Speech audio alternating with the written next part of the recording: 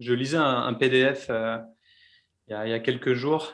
C'est un PDF qui a été édité par UPM Raflatac. C'est une grosse société de- d'étiquettes, de packaging design. Et The Dyeline, c'est un énorme blog qui est, euh, qui est pris en main par Adobe et spécialisé dans le packaging. Et il disait que le boom du e-commerce était tel qu'on passerait de 3,9 trillions de dollars de 2020 à 7, donc on double. Alors un trillion, Mhm. c'est 1 milliard, 2 milliards, donc il y a 18 zéros derrière. Ok. Donc c'est pour dire que ouais, en l'espace de 5 ans ou quelques années, ça va doubler. Donc il va falloir être de plus en plus on va dire, à fond ou engagé sur la manière dont on fait le packaging, dont on crée les packaging, et tout le côté éco-responsable et tout. Donc, ouais, effectivement, c'est un gros chantier qui arrive pour les années à venir en termes de packaging. Ok. Euh, ok. C'est, très bien. Je m'attendais pas à ça du tout. Ah, je te sors un truc de nulle part. Hein, bah ouais. Ah ouais, très bien, très bien. Ok. Allez, quelle est ta news Bon. à toi?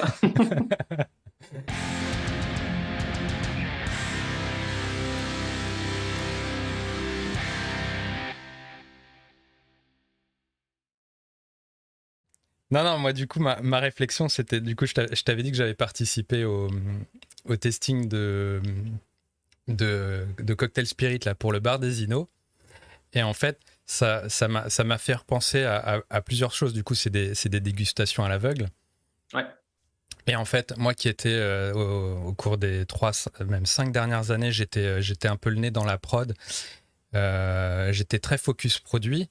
Le packaging, ça passait un peu à côté. L'aspect com, bon, c'était présent, mais il y avait quand même un gros focus, je sais pas, mental et tout sur, ok, c'est la recette, le machin.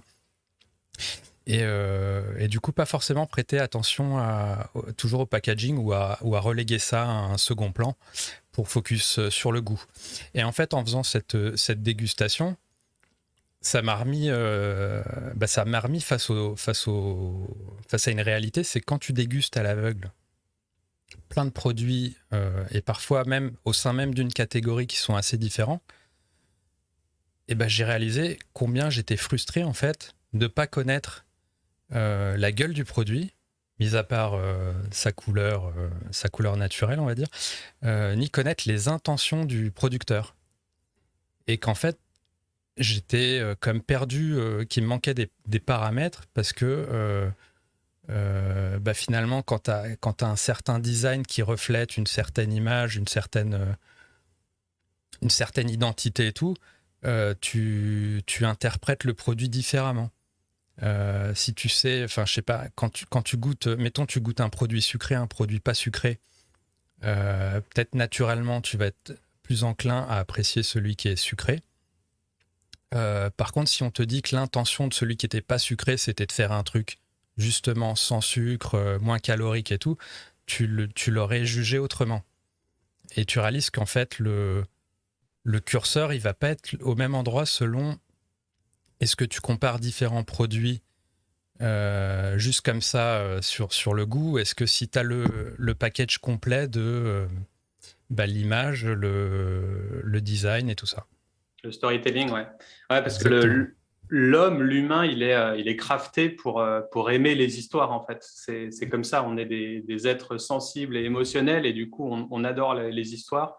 Et on nous bassine avec le storytelling depuis pas mal d'années maintenant, mais c'est parce que ça marche, et raconter une histoire, ça fait tout, en fait. Et maintenant, je trouve qu'en 2021, horizon 2025, on est au-delà de la fonctionnalité du produit. On est vraiment dans l'histoire parce que on a tous des besoins, des désirs, des peurs, et c'est comme ça qu'on évolue dans la vie, quoi. On a besoin d'objectifs et on a besoin de se faire raconter telle ou telle histoire, ou de se faire chouchouter, ou de se faire guider. Donc c'est sûr que juste mettre une note sur la recette d'un produit, Moi, j'ai un peu de mal avec tous ces concours. J'ai l'impression que c'est un peu qui a la plus grosse, quoi. C'est un petit peu comme ça parce on se met tous. Alors, j'étais le premier dans le design graphique aussi, c'est pareil.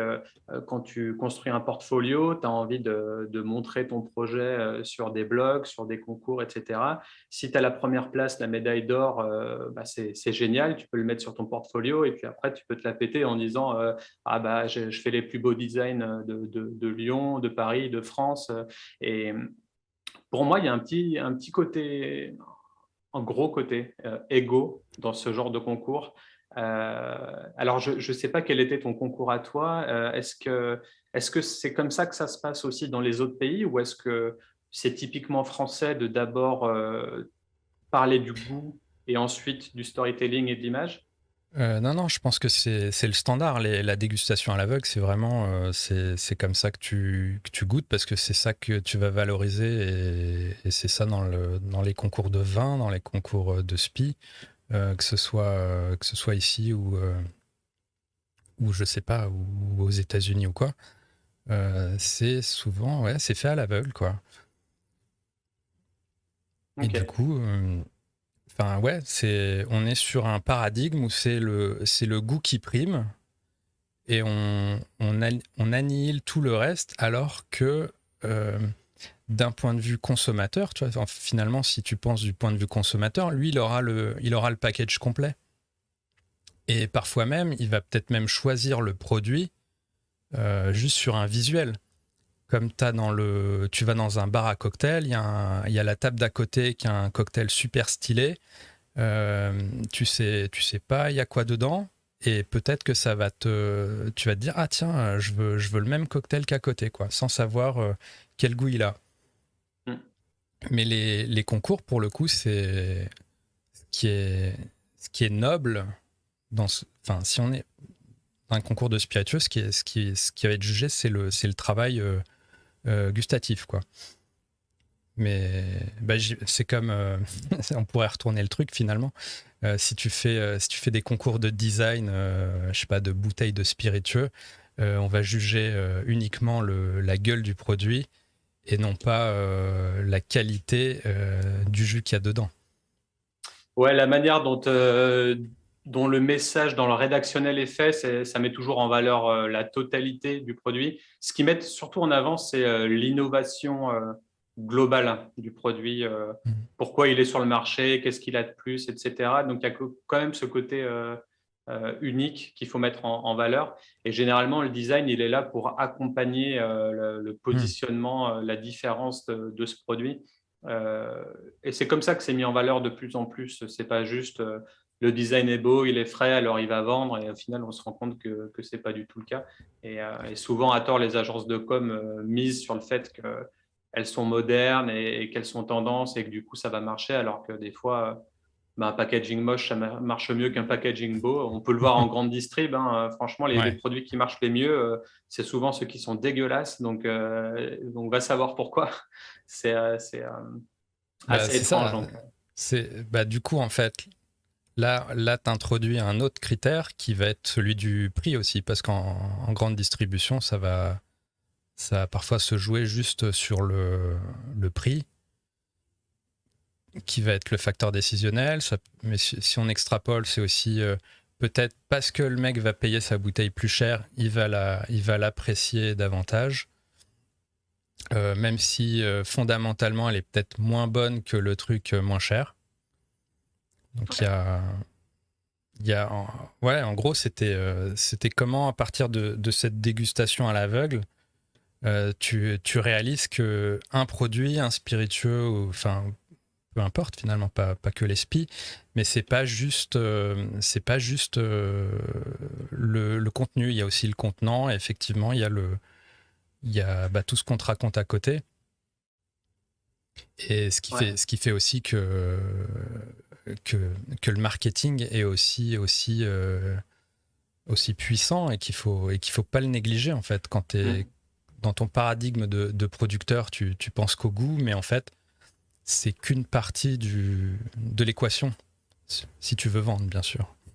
Et toi, est-ce que tu trouvais que tes collègues pensaient la même chose sur le fait qu'il manquait quand même un petit packaging, une bouteille, il manquait ce côté visuel?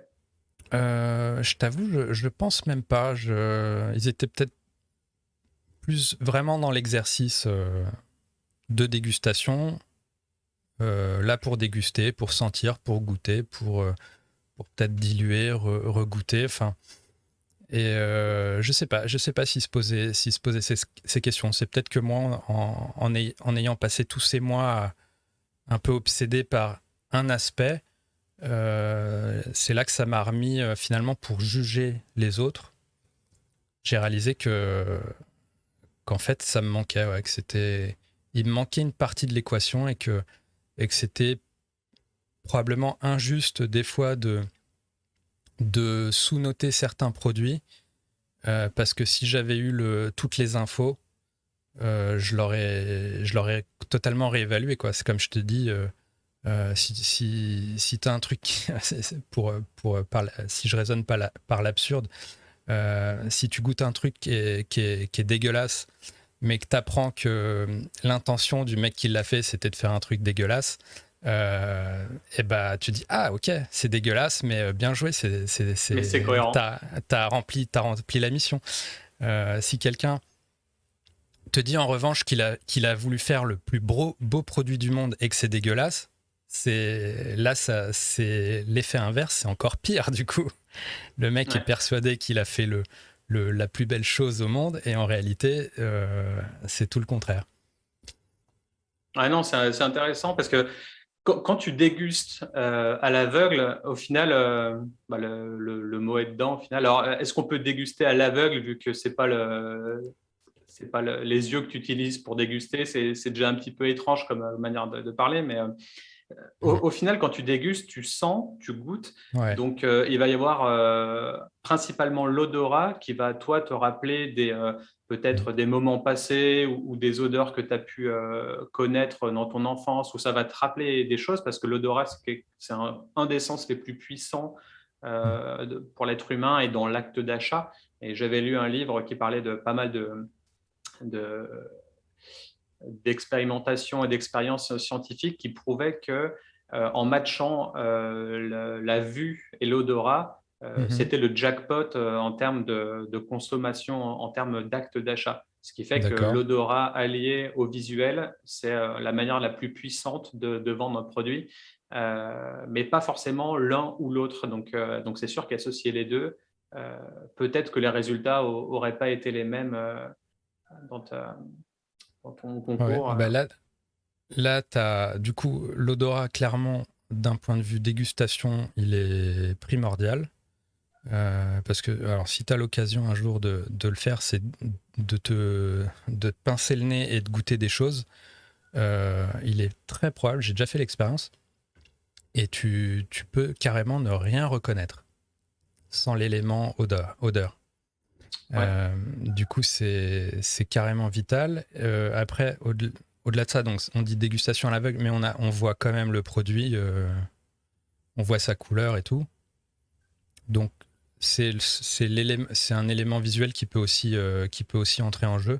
Si tu as un truc Mm. très, très cloudy et tout, ça peut être suspect. Si on te fait goûter un truc forcément qui est tout vert ou quoi, peut-être tu vas l'interpréter autrement. Euh, mais effectivement, ouais, si on limite à ça, t'as le goût, t'as l'odeur, t'as la couleur du produit. Enfin, mais Mais effectivement, c'est vraiment tous ces critères au-delà de ça qui vont faire ton interprétation.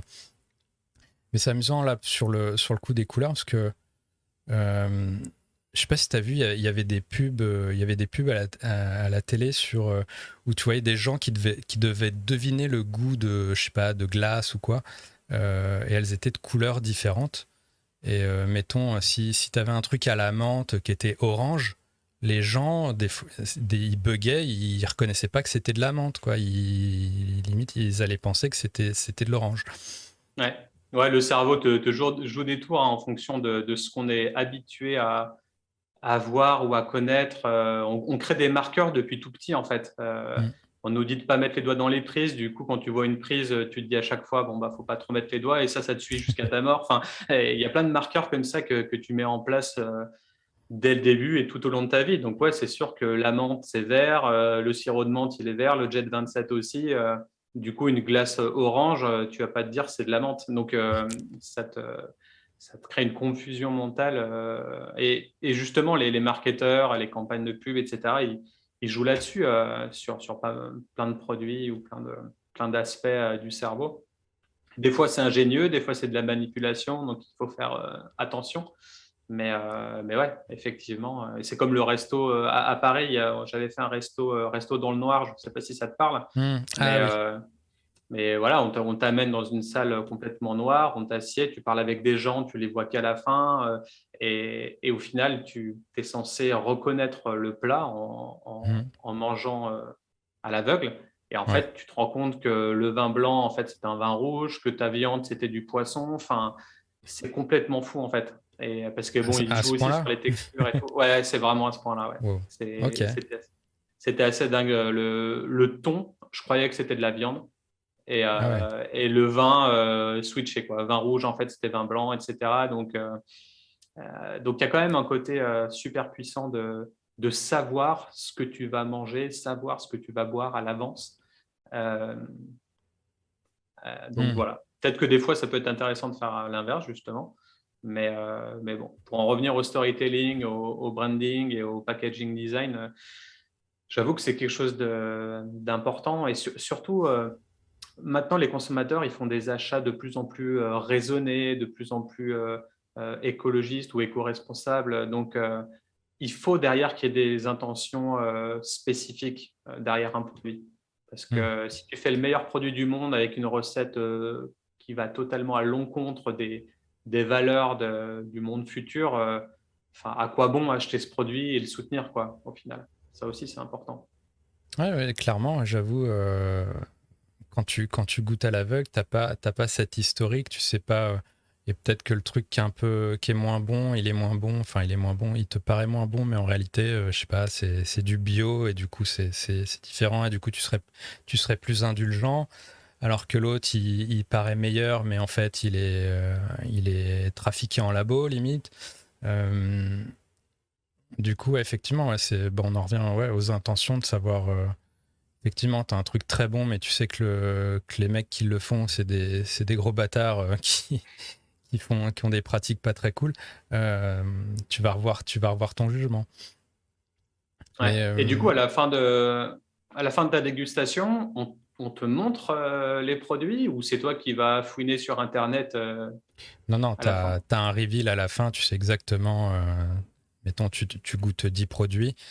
À la fin, on te présente les 10 produits. On te dit, voilà, le numéro 1, c'était celui-là. Le numéro 2, c'était celui-là. Ainsi de suite. Et puis, du coup, il y a un aspect un peu ludique parce que quand tu connais certains produits ou, je sais pas, il y a des marques qui ont un peu une signature ou quoi, il y a le côté ludique où est-ce que je vais reconnaître à l'aveugle le truc. Et quand tu as le reveal, tu sais, tu te dis, ah merde, putain, ce truc, je sais pas, d'une distillerie que je kiffe, et bah là, du coup, je l'ai pas du tout, j'ai pas du tout tiqué dessus dans la dégustation. Ou à contrario, un truc que tu vas un peu prendre de haut au quotidien, et là, en dégustation à l'aveugle, tu réalises que tu l'as placé premier, quoi. Euh, Donc, tu as une donc, liste en fait. Tu as une liste au ouais, ouais. début, mais après, T'as- tu dégustes à l'aveugle. Donc, tu sais. Non, non, non, tu euh, sais pas. Non, non, tu sais pas. Tu sais pas. Tu sais absolument pas ce que tu vas déguster. OK. Euh, c'est juste à la fin, on te révèle, ok, c'était. Mais quand tu dégustes, la seule info que tu as, c'est ok, maintenant on va déguster des liqueurs. Maintenant on va déguster des hard seltzer, on va déguster ceci ou cela. C'est la OK. seule info que tu as. Et voilà. Et après, si tu suis un peu l'actualité, ou que tu goûtes des trucs, tu vas peut-être un peu deviner et tout. Parce qu'il y a des produits qui, par leur couleur ou par. Ouais, tu vas peut-être juste à la couleur, tu vas dire, ok, ça doit être ça, enfin, tu vois. Hmm. Et du coup, est-ce que tu as réalisé certaines choses? Est-ce qu'il y a des patterns qui se sont créés quand ils vous ont montré les différentes bouteilles à la toute fin? Est-ce que tu as trouvé des similarités entre les produits? Est-ce qu'il y avait une tendance packaging qui sortait du Euh, lot par rapport à une autre? non, du coup, alors après, des fois, il y a des trucs que tu as trouvé bons et tu découvres le package, tu te dis, ah merde, c'est dommage. C'est pas... Ou alors des trucs, tu t'as trouvé ça pas terrible et le pack, tu fais, ah ouais, putain, ils ont mis les moyens, quoi, ils ont travaillé le truc, quoi. Et à la limite, tant mieux parce que ça sauve la baraque. Euh, mais sinon, non, qu'est-ce que. Non, quand t'as le reveal, rien de spécial niveau. Enfin, tu ne juges plus le cas. Enfin, t'es plus en train de juger les produits, quoi. C'est plus. Ben, est-ce Ah, que ok, ça c'était rechange ça. pas dans ta tête au final? Quand tu dis que tu tombes sur un produit que tu n'as pas aimé, mais que le packaging, en fait, il est génial, est-ce que tu n'as pas un regain de positivité sur le produit a posteriori? Ou tu restes sur ton truc, ah, bah, Euh, c'était pas bon, je vais pas Non, non, l'acheter. a posteriori, non, tu vas pas changer d'avis comme une girouette juste parce qu'on on t'a montré que c'était tel truc. Par contre, des fois, je sais pas, à la limite, tu vas peut-être te sentir un peu con. Tu te dis, ah putain, ah ouais, merde. Moi, je sais pas, j'ai ce truc, je sais pas, je l'ai mal. Est-ce que je l'ai mal dégusté? Est-ce que j'ai raté un truc? Est-ce que je sais pas. Mais sinon, non, enfin, Juste quand pour tu le fais, côté premium que tu pourras avoir sur la vision de ton produit, tu peux te dire, est-ce que peut-être, tu l'as mal dégusté parce que le packaging a l'air beau? ouais, peut-être, ou parce que tu connais la marque et tu sais qu'ils font bien les choses et que du coup tu te dis, ah, pourquoi je l'ai pas mieux évalué ce truc. Euh, bon après, quand tu fais de la dégustation comme ça, t'as quand même des certitudes et c'est pas, tu te dis ok, enfin, c'est pas parce que les mecs sont réputés qu'ils font des trucs forcément bons et vice versa. Euh, Alors du mais coup, est-ce que tu peux nous dire, ça remet à sa place, quoi. ouais, est-ce que tu peux nous dire qu'est-ce qu'il y avait comme différentes catégories et du coup, quel a été le résultat Oula, et ton avis là-dessus? il y en avait un paquet. Alors, il y avait quoi? Il y avait Hard Seltzer, il y avait. Enfin, alors moi, j'ai fait Hard Seltzer, j'ai fait les sans alcool, j'ai fait les sodas au CBD, j'ai fait les liqueurs, j'ai fait, je ne sais plus, je t'avoue, je ne sais plus.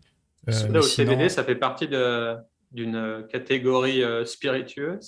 C'est étrange, non? bah, en fait, c'est le bar des innos. Du coup, c'est toutes les innovations qui peuvent sortir. Et Ok. finalement, après, il y a un paradigme bar à cocktail ou enfin au cocktail globalement. Et bah, quand tu fais un cocktail, tu utilises des spiritueux, mais tu peux aussi utiliser des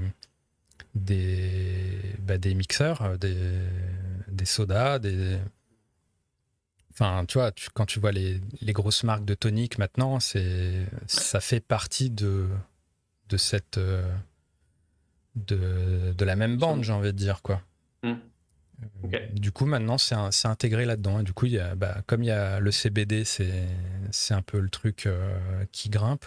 Il y avait aussi du CBD dans les trucs. Mais sinon, après, tu as toutes les choses plus classiques. Hein. Tu as la vodka, tu vas juger des whisky, tu vas juger enfin, des rhums et ainsi de suite. D'accord. Et du coup, ton avis global, ton ressenti et les gagnants, c'était qui? Alors là, je t'avoue, j'ai pas en tête tous les trucs. Mais globalement, moi, enfin, au niveau des jurys, enfin, on était plutôt en ligne. J'ai le sentiment sur ce qu'on jugeait. Là, honnêtement, je te citerai pas de marque en particulier. Euh, mais juste, ça me fait penser à autre chose parce que du coup, t'as le contexte de dégustation et euh, t'as avec qui tu le dégustes aussi et dans quelle mesure tu as conscience de comment les autres dégustent le produit. Et je pense que c'est un truc qui passe peut-être un peu sous les radars, mais si si tu vois des gens dans un groupe qui apprécient à peu près tous un certain produit, tu vas peut-être, toi, dans ta dégustation à l'aveugle, être influencé et essayer de trouver un truc et de te dire, ah tiens, peut-être au premier abord, je trouvais ça très cool, mais visiblement, les voisins, ils ont l'air de trouver ça dégueu. Du coup, est-ce que c'est moi qui ai tort? Est-ce que... Enfin, voilà. Ouais, quand tu vois les autres, tu te remets en question. Ouais, tu vois le Exactement. ressenti des autres en temps réel aussi. Donc, du coup, ça te biaise un peu ton résultat, peut-être. Exactement.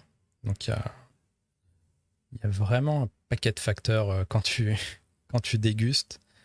Et finalement, les dégustations à l'aveugle sont qu'une partie de l'équation, quoi. C'est ça le point que je voulais vraiment développer, quoi. Comment en fait euh, tu vas choisir des produits, où les produits vont se mettre en avant parce qu'ils ont gagné telle ou telle médaille d'or à un concours. Euh, mais quelle est la valeur? Enfin, tu vois, tu parlais d'ego ou quoi. Euh, mais c'est juste un label. Enfin, faut être conscient que c'est juste un label qui fait vendre un peu plus euh, et qui aussi récompense des gens qui ont payé pour rentrer dans Ouais, la compétition. c'est surtout ça. Donc il y a tous ceux qui n'ont pas participé qui de facto étaient exclus des médailles d'or. Donc voilà, Ouais. ça peut aussi entrer en résonance quand tu juges tout ça. Ouais, non, les concours, c'est vraiment un gros business. Côté design, c'est pareil. Il y a une boîte qui s'appelle Penta Awards. C'est un des concours de packaging design les plus réputés du monde. Et toutes les entreprises, toutes les agences de com de packaging se font mousser parce qu'ils ont eu des médailles d'or, d'argent ou de bronze sur telle catégorie dans ce truc-là. Euh, Globalement, il faut payer 400 € pour participer. Donc, c'est sûr que ça va exclure tous les freelances et tous les gens qui n'ont pas assez d'argent pour se payer ça, sachant qu'il n'y a pas que Penta Award, il y en a beaucoup d'autres.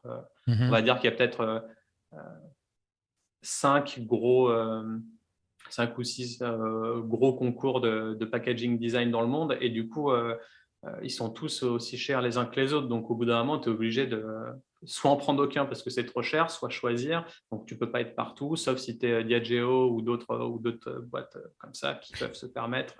Ah, après, honnêtement, dans ceux qui concourent, c'est pas forcément les mastodontes. Hein, je pense même pas que ça se joue là, mais, euh, mais finalement, tu es vainqueur parmi une sous-classe de produits qui se sont mis dans la compétition.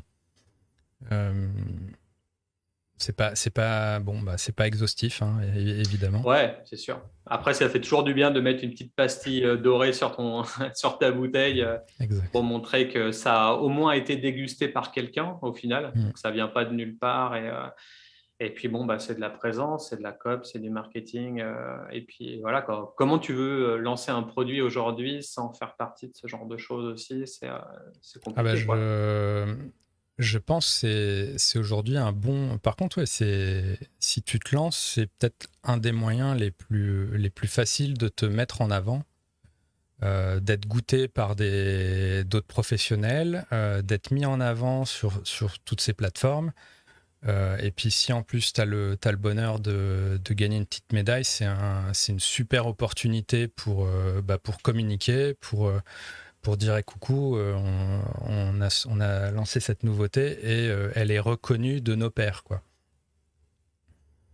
Ouais. Voilà. Et puis si on prend tous ces facteurs finalement cumulés, ça peut aussi enclencher la machine qui fait que le produit qui comme ça serait passé inaperçu et qui est des produits qui sont dans l'anonymat, il y en a des milliers, fait que celui-là, tout à coup, grâce à ce genre de concours, est valorisé et a droit d'exister médiatiquement, on va dire.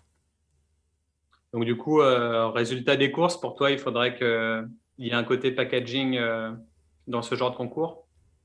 Après, en même temps, ou en tout cas, il faudrait modifier certaines choses. Euh, Ah, c'est une bonne question, tu vois. Pour le coup, ça sera un changement de paradigme parce que quand même, le gros avantage de la dégustation à l'aveugle, c'est c'est que tu vas juger les valeurs vraiment intrinsèques au produit propre. Et il y a pas le mec qui a lâché 20 000 balles dans le meilleur design, la super bouteille personnalisée et tout, qui va ressortir. Ce qui fait que le mec qui a sorti son petit truc dans sa micro-distillerie avec le petit flacon générique qu'il a pu se payer à son lancement, il va être sur un pied d'égalité par rapport à la grosse boîte qui va avec des millions, qui peut se payer des designs à plusieurs dizaines de milliers d'euros. Donc voilà, c'est évidemment pas Après, une ouais, au-delà critique des des, concours, hein, mais c'était plus une frustration personnelle de me dire, ah tiens, on n'a pas toute l'histoire, quoi. au-delà des 10 000 ou 20 000 euros passés dans le design, tu peux aussi avoir le même prix passé dans une recette, hein. Donc, c'est vrai que c'est à se demander comment on considère un produit dans sa globalité, parce qu'au final, là, tu pars du principe que tu fais ou tu distilles ton propre alcool, mais il y a énormément d'entrepreneurs qui font faire Hmm. leurs recettes, et du coup, Ouais. bah, plus tu as de l'argent, plus tu as du temps, plus tu peux avoir des recettes uniques ou spéciales ou non copiables, etc. Donc, là, qu'est-ce que tu en penses de ça, tu vois? Quand c'est pas toi qui mets ton cœur à l'ouvrage et que parce que c'est peut-être pas ton métier, mais que ça t'intéresse aussi, euh, ça va dépendre aussi du porte-monnaie. Donc, du coup, est-ce que tu en mets plus dans la recette, moins dans le design? Est-ce que tu fais 50-50, etc. Donc, ça aussi, c'est un autre point C'est intéressant. un. Ouais, non, mais là, clairement, c'est un arbitrage. Si t'as des fonds illimités, tu peux mettre dans tout. Après, la recette, ça reste quelque chose d'assez subjectif.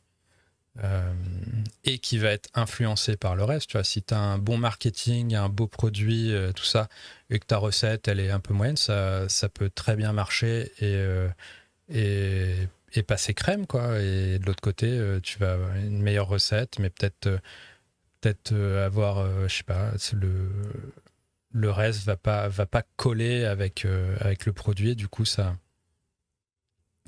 Mais Ouais, je pense que le renouveau dans quelques années, ça va être le fait de revenir à des standards. Je le sens parce que il y a tellement de variations aujourd'hui. En ce moment, c'est la bière qui fait un gros boom dans tout ce que tu peux ressentir et goûter en termes de bière, des trucs à base d'avocat, de mangue, t'as l'impression, ouais, c'est des milkshakes quoi maintenant les bières craft, c'est vraiment compliqué et ça devient la même chose, ça devient très complexe en termes de spiritueux, de liqueurs, de tout ça. Donc peut-être qu'à un moment donné, ouais, on va revenir à l'essentiel et avoir un goût qui est ce qu'il est. Une vodka, c'est voilà, c'est un goût de vodka, le rhum, ça a le goût de rhum mais que le branding fera le reste et du coup, tu supporteras les marques, tu soutiendrais les marques pour leur objectif, leur vision, la manière dont elles vont changer le monde, changer le futur. Est-ce que c'est plus éco-responsable? Est-ce que c'est des bouteilles de vin plates comme font Garçon Wines? Je ne sais pas si tu connais, mais ils ont mis en place c'est pas des bouteilles rondes, c'est des bouteilles plates qui sont d'accord. facilement envoyables par la poste parce elles Ah, fit avec les boîtes aux lettres britanniques. Donc du d'accord. coup, ça va typiquement dans la veine du digital design et du e-commerce qui fait un plein boom en ce moment, dans le sens où, OK, un produit, maintenant, il devient plus digital que physique, mais une fois que tu le reçois, il est dans tes mains. Donc, Hmm. le packaging continue de créer de l'émotion, de susciter des choses une fois que tu as reçu la bouteille. Et puis après, on pourra parler peut-être dans d'autres épisodes du côté QR code à scanner, réalité augmentée, Hmm. etc. Donc le rôle du packaging qui n'est pas forcément que d'être joli, mais qui est de raconter une histoire avant et après l'acte d'achat, quoi. Ouais, il y a ça, il y a le côté pratique. T'as une boîte italienne, juste pour finir à la limite, qui a fait des cocktails prêts à boire, mais le packaging, c'était tout plat, sous vide, je crois, ce qui fait que c'est format lettre, en fait. Donc, littéralement, un cocktail à envoyer par la poste, comme un courrier, quoi, tout plat. Et voilà. Après, Ouais, non, c'est sûr qu'il y a tellement d'innovations. Et le futur, le Covid, tout ça nous a fait aussi prendre conscience de pas mal de choses, notamment le côté aussi sain, le côté faire attention aux bactéries. Donc, est-ce que le packaging peut avoir un lien avec ça? Est-ce qu'il faut sceller chaque bouteille avec un seau ou un petit sticker qui se met sur le bouchon pour être sûr que personne l'a ouverte? Il y a pas mal de choses en termes de packaging design aussi qui vont être à mettre en œuvre ces prochaines années pour le côté sanitaire aussi également. Donc, plein de choses à développer par la suite, en plus du goût, qui reste le facteur numéro un chez les Français. ouais. Ou pas. À suivre. À suivre.